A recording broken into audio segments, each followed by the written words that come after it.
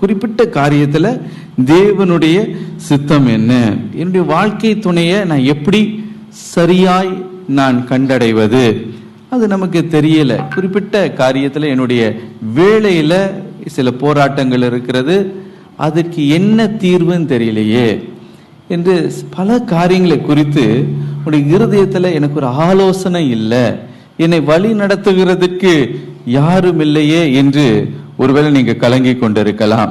அல்லது ஒரு குறிப்பிட்ட ஒரு தீர்மானத்தை எடுக்க வேண்டிய ஒரு சூழ்நிலை இருக்கலாம். எல்லா பக்கமும் நீங்க நெருக்கப்படலாம், நீங்க அழுத்தப்படலாம். ஆனா அதே நேரத்துல ஒரு பயம், தவறா எந்த தீர்மானத்தையும் நான் எடுத்துட கூடாது என்ற ஒரு கலக்கம் உங்களுக்குள்ளே இருக்கலாம். எனக்கு பிரியமானவர்களே, கர்த்தருக்குள்ள மன மகிழ்ச்சியா இருங்க.